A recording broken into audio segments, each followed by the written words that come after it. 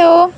അയ്യോ, ധൃതിയിൽ ഇറങ്ങിയപ്പോൾ പുട്ടുവിടാൻ മറന്നുപോയി. ഞാനിങ്ങനെ ധൃതിയിൽ പോകുന്നു. തൊട്ടപ്പുറത്ത് വീട്ടിട്ടാട്ടോ അവിടെ ഒരു കെട്ടുനിറയുണ്ട് കേട്ടോ. കെട്ടുനിറ എന്ന് പറഞ്ഞു കഴിഞ്ഞാൽ ഈ ശബരിമലയിൽ പോകുന്നതിന് മുൻപുള്ള ആ ഒരു ചടങ്ങില്ലേ, അതിനെയാ പറയുന്നത്. നിങ്ങളുടെ നാട്ടിൽ എങ്ങനെയാ പറയുന്നത് എനിക്ക് അറിയത്തില്ലല്ലോ. ബട്ട് ഞങ്ങളുടെ നാട്ടിൽ അതിനെ കെട്ടുനിറ എന്നാ പറയുന്നത്. വലിയ രീതിയിലുള്ള പരിപാടിയൊന്നും അല്ല കേട്ടോ, വളരെ ചെറിയ രീതിയിലുള്ള പരിപാടിയാണ്. ഞങ്ങൾ 2-3 വീട് മാത്രമേ വിളിച്ചിട്ടുള്ളൂ. അമ്മ എന്നോട് ഈ കാര്യം ഇപ്പോഴാട്ടോ പറയുന്നത്, അവിടെ പോകണം എന്ന്. അതുകൊണ്ട് ഞാൻ പെട്ടെന്ന് റെഡി ആയതാണ്. അങ്ങനെ വലിയ കാര്യമായിട്ട് റെഡിയൊന്നും ആയില്ല. കുളിച്ചിട്ട് വന്നേ ഉണ്ടായിരുന്നുള്ളൂ. പിന്നെ തല ഞാൻ നനച്ചിട്ടില്ല. തല നനയ്ക്കാത്തോണ്ടാണ് ഇങ്ങനെ ഉറക്കത്തിൽ നിന്ന് എഴുന്നേറ്റ പോലെ ഇരിക്കുന്നത്. പക്ഷെ ഞാൻ ശരിക്കും ഉറക്കത്തിൽ നിന്ന് എഴുന്നേറ്റതല്ല, നന്നായിട്ട് കുളിച്ചതാ. ഈ വീട്ടിൽ നിന്ന് 2 പേര്, ബാക്കി പരിസരങ്ങളിൽ നിന്ന് ആൾക്കാരെല്ലാരും കൂടെ അങ്ങനെ വണ്ടി വിളിച്ചിട്ടാട്ടോ പോകുന്നത്. അങ്ങനെ എനിക്ക് തോന്നുന്നത് ഇനി എന്തായാലും ഇവർ തിരിച്ചു വന്നു കഴിയുമ്പോൾ അരവണയും മറ്റേ നെയ്യപ്പല്ല ഉണ്ണിയപ്പൊക്കെ കിട്ടുമല്ലോ. പക്ഷെ എനിക്കിത് കഴിക്കാൻ പറ്റത്തില്ല കേട്ടോ. ഞാൻ അപ്പോഴത്തേക്കും തിരിച്ച് ഹോസ്റ്റലിലേക്ക് പോവേ. ഹോസ്റ്റലിലേക്ക് പോകുന്ന കാര്യം ഓർക്കുമ്പോൾ ചെറിയ വിഷമമൊക്കെ ഉണ്ട്, എന്നാലും പോയല്ലേ പറ്റൂ. അങ്ങനെ ഏകദേശം കാര്യങ്ങളൊക്കെ കഴിയാറായിട്ടോ. ഇപ്പൊ ദാ അച്ഛനും അമ്മയ്ക്കും ദക്ഷിണ കൊടുത്തോണ്ടിരിക്കുകയാണ്. ഇനി എന്താ, ഇറങ്ങാൻ നേരത്ത് തേങ്ങ കൂടെ പൊട്ടിച്ച് ഇറങ്ങുക, അങ്ങനെയല്ലേ. ഇനി കറക്റ്റ് കാര്യങ്ങളൊന്നും അറിയാൻ പാടില്ല. അങ്ങനെ വണ്ടിയൊക്കെ വന്നു സെറ്റായി അവർ പോവാട്ടോ.